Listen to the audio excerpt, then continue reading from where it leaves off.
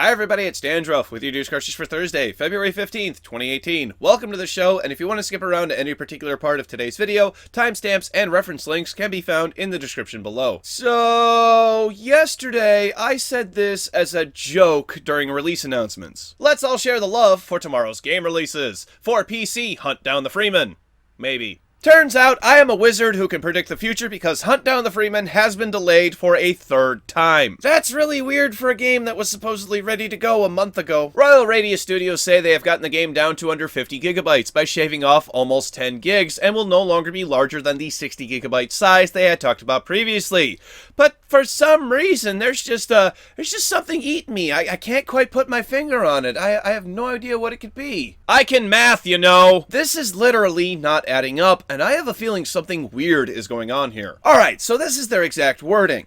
We do not expect to downsize as much as half, but we do expect it to have less than 60 gigabytes. And then 2 weeks later, the first delay was trimming down the file size, which we did around almost 10 gigabytes. So the game will be less than 50 gigabytes now.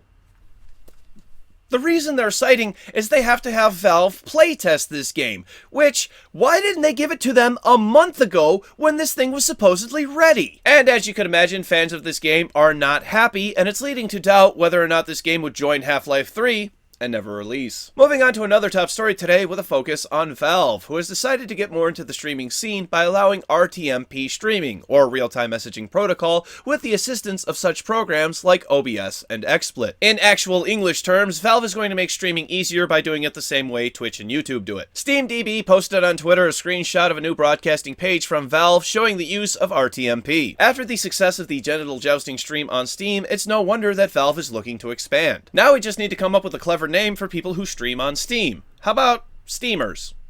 Crap, now I'm hungry. Next up is a free multiplayer weekend if you're playing on Xbox, and this includes both Xbox 360 and Xbox One. On to release announcements with the sequel to the 1995 release of Shaq Fu called Shaq Fu: A Legend Reborn, releasing to PC, PS4, Xbox One, and Switch sometime in the spring. Orwell: Ignorance and Strength is out next week on Thursday, February 22nd. Warhammer Vermintide 2 also has its release date pinned down for March 8th. And then coming in the fall are these Call of Duty action figures made by McFarlane Toys. No pricing information on these just yet. Moving on to some update news with one that I'm really excited for. Stardew Valley's multiplayer mode is finished being hard-coded, and now it just needs to be playtested and fixed, and it should be releasing sometime in the spring. Then Pokemon Go has gotten some new cosmetics, and trainers can now dress up as their favorite Team Rocket villain. Finally, for updates, PUBG Corp has been rather quiet lately, but they say that is going to change, and they are going to reveal their roadmap so players can know what to expect in the next coming months. When will that arrive? PUBG Corp is only saying soon. Moving on from there, many of the employees at Eugen Systems, the company that brought us Steel Division Normandy 44, are on strike, citing multiple violations of their rights. The STJV, France's Video Game Workers Union,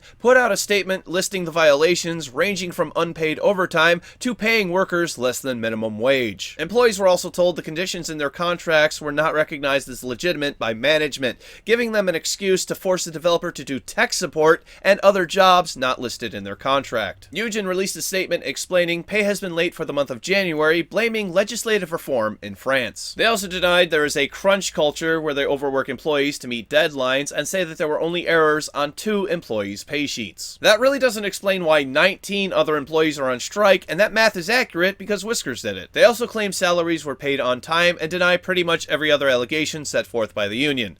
Yeah, that sounds like management. After that, we need a bit of comic relief, and get ready for this one because Nintendo is about to start selling officially licensed and branded masking tape in conjunction with Nintendo Labo. It appears the packages will contain 2 rolls for about $5 US each, but there is no telling exactly how much tape you get. Oh, Nintendo, you guys are evil marketing geniuses! Moving on, we are going to talk about loot boxes because CD Projekt Red has chimed up with their own opinion, saying they believe if you buy a full-priced game, then you should get a big, polished piece of content, which gives you many, many hours of fun gameplay. Also expressing their philosophy on DLC DLC, which are smaller updates and should be free, expansions, which are larger pieces of paid content, and then random chance things for games like Gwent, which operates as a free-to-play title, and are very aware of customers getting upset when games try to squeeze out all the money they can. What do you think of CDPR's stance? Personally, I think it's refreshing, but let me know your thoughts down below. Finally for today, and continuing on with a bit of loot box news, Senator Maggie Hassan of New Hampshire in the United States Senate, not the state Senate like Chris Lee,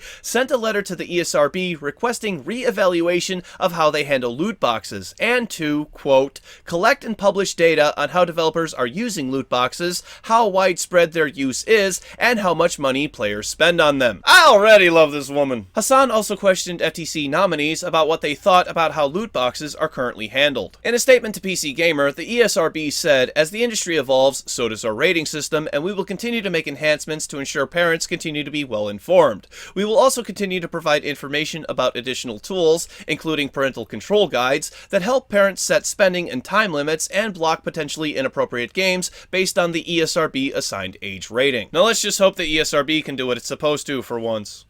How would you rate these? It's time for tomorrow's game releases. For PC, National Rugby Manager, The Tower, The Chronicles of Nyanya, Hellbreakers, Admine, Don't Fall, Need for Gowanna, Individual Investor Tycoon, EZ, Wall Street Jr., and One Night. For PlayStation 4, Fee. For Xbox One, Fee.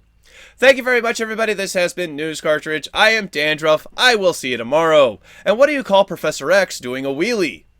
Professor Plus. What a handy, capable joke! Click up here to watch the bonus episode for today's show. Click down here to watch yesterday's episode, which was about Incel Games giving their own statement about why they were removed from Steam. And click over here to subscribe to my wonderful, wonderful channel.